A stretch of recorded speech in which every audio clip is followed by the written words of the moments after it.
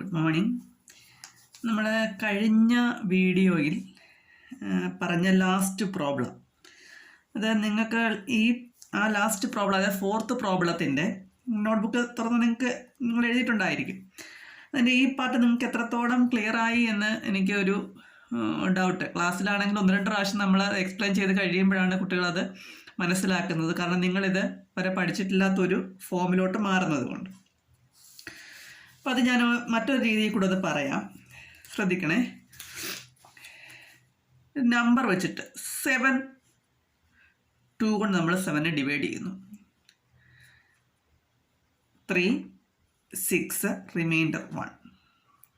നമ്മൾ 7 എങ്ങനെ എഴുതും? 2 × 3 + 1 അല്ലേ? നിങ്ങൾ പഠിച്ചിട്ടുള്ളതാണ്. 7 = 2 × 3 + 1.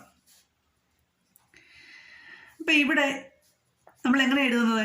Dividend = divisor × quotient + remainder. അപ്പോൾ അത് വെച്ചിട്ട് നിങ്ങളിതൊന്ന് നോക്കിക്കേ. ഏതൊരു നമ്പറിൻ്റെ, അതായത് ഇതിൽ വരുന്നതിൻ്റെ സ്ക്വയറിനെ 3 കൊണ്ട് ഡിവൈഡ് ചെയ്യുമ്പോൾ കിട്ടുന്ന കോഷ്യൻറ്റ് ഇത്, റിമൈൻഡർ 1. ഇവിടെയും കോഷ്യൻറ്റ് ഇത്, റിമൈൻഡർ 1. ഡിവൈസർ ഇത്, ഡിവിഡൻറ്റ് ഇത്. അപ്പം നിങ്ങൾക്ക് കുറച്ചുകൂടി ഇത് ക്ലിയറായി കാണുമെന്ന് വിചാരിക്കും. ഓക്കെ, നമുക്ക് നെക്സ്റ്റ് പേജ് 89. നമ്മളിത് പ്രോബ്ലങ്ങളൊക്കെ തന്നെ ഇതിൻ്റെ പാർട്ടുകളെല്ലാം, ഇക്വേഷൻസ് എല്ലാം നമ്മൾ ആദ്യം അതിൻ്റെ ഇക്വേഷൻസ് എല്ലാം പറഞ്ഞ് അതിൻ്റെ കുറേ നിങ്ങൾ ചെയ്തതാണ്. അപ്പം അതുകൊണ്ട് തന്നെ നിങ്ങൾക്ക് ഇക്വേഷൻസ് എല്ലാം തറമായിരിക്കുമെന്ന് ഞാൻ കരുതുന്നു. അപ്പം നിങ്ങൾക്ക് അതിൻ്റെ ഒരു ബുദ്ധിമുട്ട് നേരിടില്ല. പേജ് 89 ഫസ്റ്റ് കുറച്ച് നമ്പേഴ്സിൻ്റെ സ്ക്വയേഴ്സ് കാണാനാണ്. സ്ക്വയേഴ്സ് കാണാൻ നിങ്ങൾക്ക് പറയുമ്പോൾ 49ൻ്റെ സ്ക്വയർ, 49 × 49 അത് കണ്ടുപിടിക്കണമെങ്കിൽ നിങ്ങളോട് പറയണ്ടല്ലോ. അപ്പം നിങ്ങളുടെ പഠിച്ച ഇക്വേഷൻ ഏതെങ്കിലും ഉപയോഗിച്ച് ചെയ്യാൻ വേണ്ടിയിട്ടാണ് അവരത് ആവശ്യപ്പെടുന്നത്. അപ്പം നമുക്ക് സ്ക്വയർ വരുന്ന 2 ഇക്വേഷൻസ് ഐഡൻറ്റിറ്റീസ് നമ്മൾ പഠിച്ചത് a + b² ഉം a - b². അപ്പം നമുക്ക് സ്ക്വയർ കറക്റ്റായിട്ട് എളുപ്പം മനക്കണക്ക് കൂട്ടി നമുക്ക് പറയാൻ പറ്റുന്ന നമ്പർ ഏതോ അതേ പ്ലസ് ഒരു നമ്പർ. ഇപ്പം ഇവിടെ 49ൻ്റെ സ്ക്വയർ, നമുക്കിതിനെ 40 + 9² എന്ന് എഴുതാം. അതല്ല എങ്കിൽ 50 - 1² 40 + 9 എഴുതുമ്പോൾ നിങ്ങൾക്ക് ഇച്ചിരൂടെ കാൽക്കുലേഷൻ ബുദ്ധിമുട്ടാണ്. അപ്പോൾ അതിൽ എളുപ്പം 50 - 1² ഇപ്പോൾ 49 സ്ക്വയറിനെ 50 - 1² എന്ന് എഴുതാം. ഇത് ഇപ്പോൾ a - b² ഫോമിലായി. അപ്പോൾ അതിനെങ്ങനെ എഴുതാം? a² - 2ab + b². അപ്പോൾ 2500 വരും 50യുടെ സ്ക്വയർ. അതായത് 0യിൽ എൻഡ് ചെയ്യുന്നതിൻ്റെ സ്ക്വയർ കാണുമ്പോൾ എത്ര സീറോസ് ഉണ്ടോ അതിൻ്റെ ഇരട്ടി സീറോസ് കൊടുക്കുക. ആ 0 ഒഴികെയുള്ള പാർട്ടിൻ്റെ സ്ക്വയർ കണ്ട് എഴുതുക. ഇത് 100 + 1. അപ്പോൾ 2400 ഒരു ഇത് നമ്മൾ സബ്ട്രാക്ട് ചെയ്യുമ്പോൾ +1 2401. ഈ 98ൻ്റെ സ്ക്വയർ, 98ൻ്റെ സ്ക്വയർ എന്ന് പറയുമ്പോൾ എങ്ങനെ എഴുതാം? 98 100 അതിന് നെക്സ്റ്റ് വരുന്ന നമുക്ക് സ്ക്വയർ കണ്ടുപിടിക്കാൻ പറ്റുന്ന നമ്പർ എന്ന് പറയുന്നത്, എളുപ്പം കണ്ടുപിടിക്കാൻ പറ്റുന്ന നമ്പർ 100 ആണ്. അപ്പോൾ 98നെ 100 - 2. അപ്പോൾ 98ൻ്റെ സ്ക്വയർ 100 - 2² എന്നിട്ട് a - b² കൊണ്ട് എക്സ്പാൻഡ് ചെയ്ത് നമ്മൾ ആൻസറിലെത്തും. ഇനി 7 and 3/4. 7 and 3/4 7 and 3/4 അടുത്ത് വരുന്ന നെക്സ്റ്റ് നിങ്ങൾക്ക് പറയാൻ പറ്റുന്ന സ്ക്വയർ ഏതാ? 8 അല്ലേ? 8ൽ നിന്നും 1/4 സബ്ട്രാക്ട് ചെയ്യുമ്പോഴാണ് 7 and 3/4 വരുന്നത്. അപ്പോൾ 7 and 3/4നെ 8 - 1/4 എന്ന് എഴുതുക,². ഇനി ഇത് a - b² കൊണ്ട് എക്സ്പാൻഡ് ചെയ്ത് നമ്മൾ ആൻസറിലേക്ക് എത്തുന്നു. അപ്പം ഇവിടെ നമ്മൾ ശ്രദ്ധിക്കേണ്ട കാര്യം, ഒരു ഫ്രാക്ഷൻ്റെ സ്ക്വയർ പവർ കാണുമ്പോൾ ന്യൂമറേറ്ററിൻ്റെ പവർ ഡിവൈഡഡ് ബൈ ഡിനോമിനേറ്ററിൻ്റെ പവർ. 1ൻ്റെ സ്ക്വയർ 1, 4ൻ്റെ സ്ക്വയർ 16, 9.25ൻ്റെ സ്ക്വയർ. 9.25 അടുത്ത് വരുന്ന നമുക്ക് സ്ക്വയർ കണ്ടുപിടിക്കാൻ പറ്റുന്ന നമ്പർ എന്ന് പറഞ്ഞാൽ 10. അപ്പം 10ൽ നിന്നും 0.75 സബ്ട്രാക്ട് ചെയ്യുമ്പോഴാണ് 9.25. അപ്പം 9.25നെ 10 മൈനസ് 0.75 ദ ഹോൾ സ്ക്വയർ എന്ന് എഴുതാം. ഇത് a minus b the whole square ഫോമിലായി. അപ്പോൾ a square minus 2 into a into b plus b square. അപ്പോൾ ഇവിടെ 10 ഇൻറ്റു 0.75 7.5 ഒരു പ്ലേസ് റൈറ്റിലോട്ട് നീക്കും. ഇനി 5ൽ എൻഡ് ചെയ്യുന്ന നമ്പറിൻ്റെ സ്ക്വയർ എന്ന് പറയുന്നത് നമുക്ക് അറിയാമല്ലോ. 5ൻ്റെ സ്ക്വയർ 25 എഴുതിയിട്ട് 7 എഴുതി 7ൻ്റെ നെക്സ്റ്റ് നമ്പർ 8. 7 ഇൻറ്റു 8 56 കഴിഞ്ഞ ദിവസം നമ്മൾ പറഞ്ഞതാണ്. അപ്പം ഇവിടെ 2 പ്ലേസ് ഉള്ളത് കൊണ്ട് അതിൻ്റെ സ്ക്വയറിനകത്തിൽ ഡെസിമൽ പ്ലേസ് എത്രയായിരിക്കും? 4 പ്ലേസസ് ആയിരിക്കും. അതായത് 0.75 ഇൻറ്റു 0.75. ഇവിടെ 2 പ്ലേസ്, ഇവിടെ 2 പ്ലേസ്. ഇപ്പോൾ ടോട്ടൽ 4 പ്ലേസസ് വരും. 4 പ്ലേസ് ഡെസിമൽ പ്ലേസ് ലെഫ്റ്റിലേക്ക് നീക്കി പോയിന്റ് ഇടുക. അപ്പോൾ 100 2 ഇൻറ്റു 7.5 15 വരും. അപ്പോൾ 100 മൈനസ് 15 പ്ലസ് 0.5625. ഇത് 100 മൈനസ് 15 എന്ന് പറയുന്നത് 85.5625. നെക്സ്റ്റ് അവിടെ ഒരു പാറ്റേൺ കൊടുത്തിട്ടുണ്ട് ടെക്സ്റ്റിനകത്ത്, കണ്ടോ? ഹാഫിൻ്റെ square plus 1.5 square is equal to 2.5. എന്നിട്ട് ഇതിന് ജനറൽ പ്രിൻസിപ്പിൾ ഇതിൽ നിന്നും നമ്മൾ ഉണ്ടാക്കാനാണ് പറഞ്ഞിരിക്കുന്നത്. അപ്പം നമുക്കത് നോക്കാം. അപ്പോൾ ഇത് നമ്മൾ ക്വസ്റ്റിനകത്തിൽ ഹാഫിൻ്റെ സ്ക്വയർ എന്നാണ് കൊടുത്തേക്കുന്നത് അല്ലേ? ഹാഫിൻ്റെ സ്ക്വയർ 1.5, ഫസ്റ്റ് ലൈനിൽ ഹാഫിൻ്റെ സ്ക്വയർ, സെക്കൻഡ് ലൈനിൽ 1.5, തേർഡ് ലൈനിൽ 2.5. അപ്പം നമുക്കിതിനെ ഇതിനെ 1 പ്ലസ് ഹാഫ് എന്ന് എഴുതാം, ഇതിനെ 2 പ്ലസ് ഹാഫ് എന്ന് എഴുതാം. അപ്പോൾ ഇതിനെ 0 പ്ലസ് ഹാഫ് എന്ന് എഴുതാം. അപ്പം എങ്ങനെ എഴുതാം? 0 plus half the whole square plus 1 plus half the whole square is equal to 2 plus half. Second ആകുമ്പോൾ 1 plus half the whole square plus ഇവിടെ 1, ഫസ്റ്റ് ലൈനിൽ ഇവിടെ 0, ഇവിടെ 1, ഇവിടെ 2. ഫസ്റ്റ് ലൈനിൽ ഇവിടെ 1 2, സെക്കൻഡ് ലൈനിൽ 2, തേർഡ് ലൈനിൽ 3. നോക്കി, ഫസ്റ്റ് ലൈനിൽ ഇവിടെ 2 എന്ന് പറയുന്നത് 2 ഇൻറ്റു 1 സ്ക്വയർ കാണിച്ചിട്ടുണ്ട് നിങ്ങൾക്ക്. ഇവിടെ സെക്കൻഡ് ലൈനിൽ 8 വരുന്നത് 2 ഇൻറ്റു 2 സ്ക്വയർ. തേർഡ് ലൈനിൽ 18 വന്നേക്കുന്നത് 2 ഇൻറ്റു 3 സ്ക്വയർ. അതായത് തേർഡ് ലൈൻ ആയപ്പോൾ 3 സ്ക്വയർ, സെക്കൻഡ് ലൈൻ ആയപ്പോൾ 2 സ്ക്വയർ, ഫസ്റ്റ് ലൈൻ ആയപ്പോൾ 1 സ്ക്വയർ. അങ്ങനെയാവുമ്പോൾ ഇവിടെ നമ്പർ വരുന്നത് എത്രാമത്തെ ലൈനാണോ, അതായത് ഫസ്റ്റ് ലൈൻ ആയപ്പോൾ 0, സെക്കൻഡ് ലൈൻ ആയപ്പോൾ 1, തേർഡ് ലൈൻ ആയപ്പോൾ 2. അപ്പം 10th ലൈൻ ആകുമ്പോൾ എത്ര വരും? 9 അല്ലേ? 10 മൈനസ് 1. അപ്പം എന്ത് ലൈൻ നമ്മൾ ജനറലൈസ് ചെയ്ത് എന്ത് ലൈൻ ആകുമ്പോൾ n-1 അല്ലേ? എന്ത് ലൈൻ നമ്മൾ ജനറലൈസ് എന്നാമത്തെ ലൈൻ, എന്ത് ലൈൻ ആകുമ്പോൾ n-1 plus half the whole square. ഇവിടെ ഫസ്റ്റ് ലൈനിൽ 1, സെക്കൻഡിൽ 2, തേർഡിൽ 3. അപ്പോൾ ഇവിടെ n plus half the whole square is equal to, ഇവിടെ നോക്കിക്കേ, ഫസ്റ്റ് ലൈൻ ആയപ്പോൾ 2 ഇൻറ്റു 1 സ്ക്വയർ, സെക്കൻഡ് ലൈൻ ആയപ്പോൾ 2 ഇൻറ്റു 2 സ്ക്വയർ, തേർഡ് ലൈൻ ആയപ്പോൾ 2 ഇൻറ്റു 3 സ്ക്വയർ. അപ്പോൾ എന്ത് ലൈൻ ആകുമ്പോൾ എന്ത് വരും? 2 ഇൻറ്റു n സ്ക്വയർ അല്ലേ? അതാണ് 2 into n square plus half. ഇനി ഇവിടെ നോക്കിക്കേ, n-1 plus half, n-1 plus half, എന്നിൽ നിന്ന് 1 സബ്ട്രാക്ട് ചെയ്തിട്ട് ഹാഫ് ആഡ് ചെയ്യുന്നു. അതിൽ പേതാ എന്നിൽ നിന്ന് ഹാഫ് സബ്ട്രാക്ട് ചെയ്താൽ പോരെ? 1 ഹാഫ് ആഡ് ചെയ്തിട്ട് 1 സബ്ട്രാക്ട് ചെയ്യാന്ന് പറഞ്ഞാൽ ഹാഫ് സബ്ട്രാക്ട് ചെയ്യുന്നതിന് തുല്യമല്ലേ? അതായത് 5ൻ്റെ കൂടെ നമ്മൾ 1 ആഡ് ചെയ്യുന്നു, 1 സബ്ട്രാക്ട് ചെയ്യുന്നു. എത്ര വരും? 5ൽ നിന്ന് 1 സബ്ട്രാക്ട് ചെയ്യുമ്പോൾ 4 വരും. അതിൻ്റെ കൂടെ ഹാഫ് ആഡ് ചെയ്യുന്നു. അപ്പോൾ എന്ത് വരും? 4.5. അപ്പോൾ അതിന് പകരം എന്ത് ചെയ്താൽ മതി? 5ൽ നിന്നും ഹാഫ് അങ്ങ് സബ്ട്രാക്ട് ചെയ്താൽ പോരെ? അത് തന്നെയാണ് n-1 പ്ലസ് ഹാഫ് എന്ന് പറയുന്നത്. n-1/2 the whole square plus ഇത് n plus half the whole square is equal to 2n square plus half. ഇത് നിങ്ങൾക്ക് മനസ്സിലായോ? അതായത് 5ൽ നിന്ന് ഞാൻ 1 സബ്ട്രാക്ട് ചെയ്യുന്നു. എന്നിട്ട് ഹാഫ് ആഡ് ചെയ്യുന്നു. ഇതെന്ത് വരും? 4 + ½ എന്ന് വരും അല്ലേ? 4 1/2. ഇതിന് പകരം 5 - ½ ആയാലും ഇത് തന്നെ കിട്ടത്തില്ലേ? അപ്പോൾ n-1 + ½ എന്ന് പറയുന്നത് n-12 താഴെ ചേർത്ത് എഴുതിയിരിക്കുന്ന ഈ പേജിൽ തന്നെ നിങ്ങൾക്ക് ക്ലിയർ ആകാൻ വേണ്ടിയിട്ട് എഴുതാൻ വേണ്ടിയിട്ട് എഴുതിയപ്പോൾ അങ്ങനെ ലാസ്റ്റിലായി പോയതാണ്. ഇനി തേർഡ് ക്വസ്റ്റ്യൻ നോക്കിക്കേ. Some natural numbers can be written as difference of 2 perfect squares in 2 ways.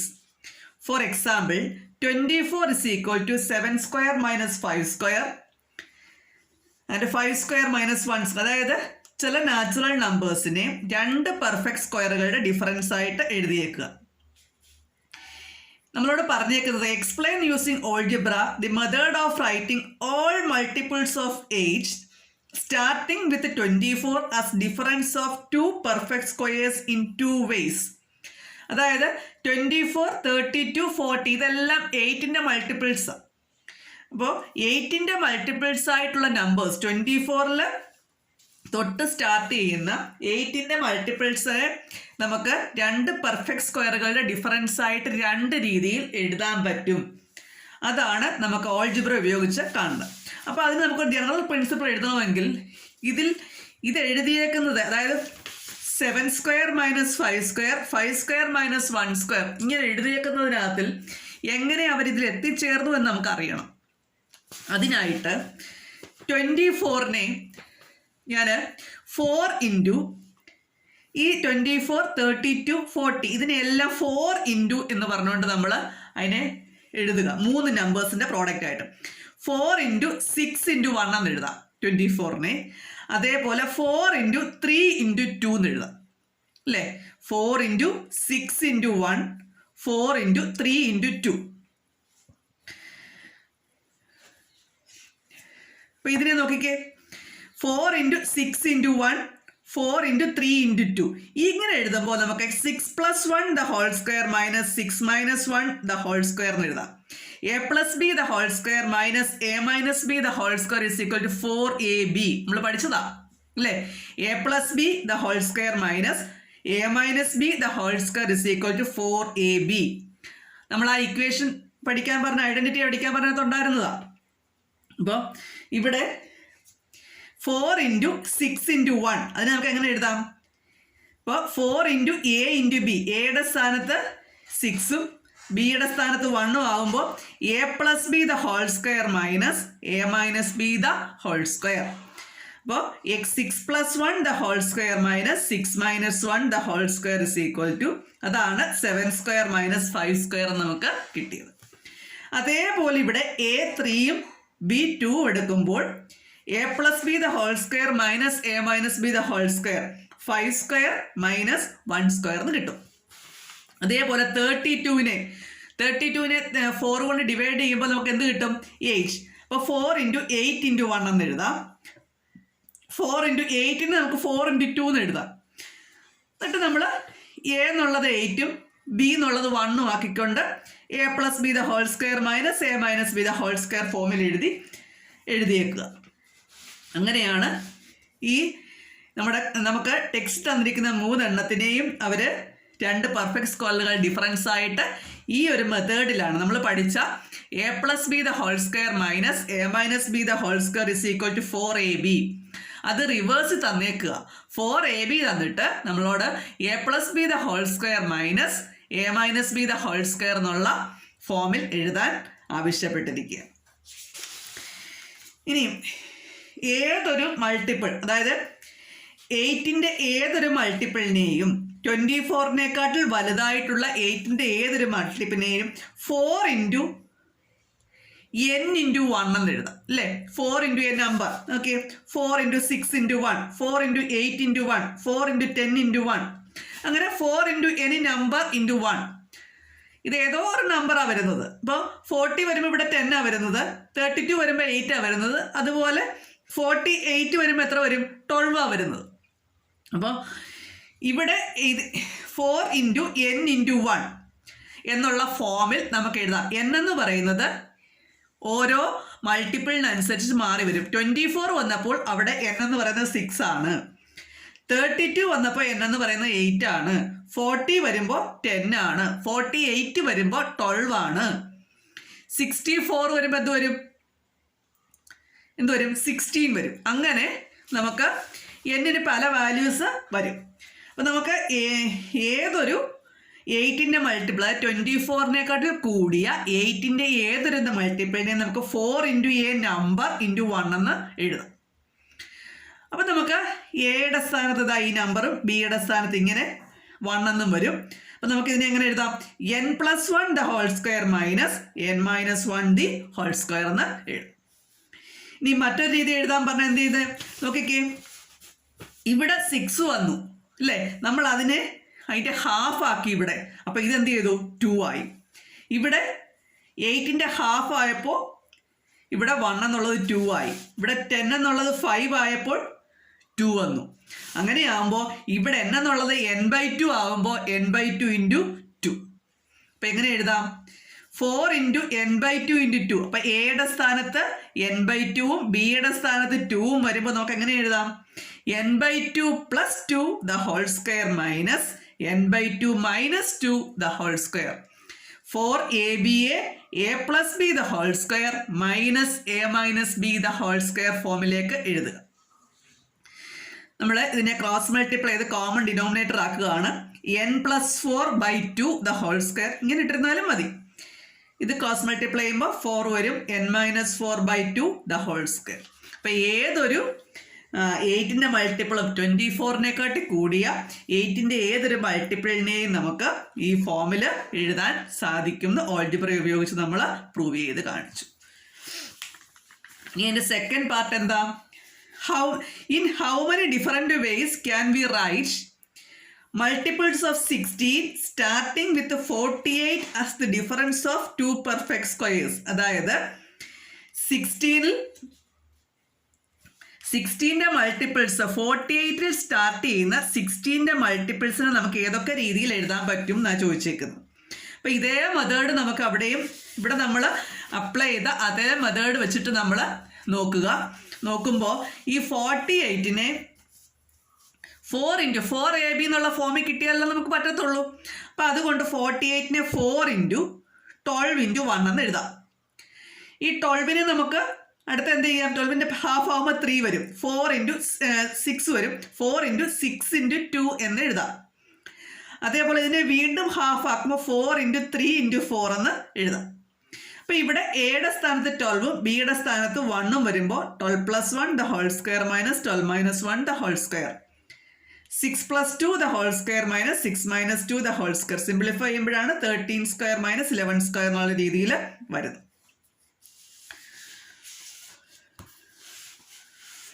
നോക്കിക്കേ, അതേപോലെ 4 × 20 × 1. ഈ 20യുടെ ഹാഫ് വരുമ്പോൾ 10 × 2 വരും. ഇതിനെ വീണ്ടും വരുമ്പോൾ 5 × 4. അപ്പോൾ ഇതിനെ നമുക്ക് എങ്ങനെ എഴുതാം? നോക്കിക്കേ, 4aba a + b the whole square minus a - b the whole square 21² - 19². അപ്പം നോക്കിക്കേ, 64ൻ്റെ കേസ് എന്താ വരുന്നത്? ഇവിടെ 4 × 16 × 1, 4 × 8 × 2. ഇത് ഹാഫ് ആക്കുമ്പോൾ 4 × 4 × 4 അല്ലേ? അപ്പം നോക്കിക്കേ, 4 + 4 the whole square minus 4 - 4 the whole square. അപ്പം 8² - 0² എന്നാണ് വരുന്നത് അല്ലേ? അപ്പോൾ ഒരെണ്ണത്തിന് നമുക്കിവിടെ ഒരു കംപ്ലൈൻറ്റ് വന്നു. അപ്പോൾ 64 ഒഴികെയുള്ള ഏത്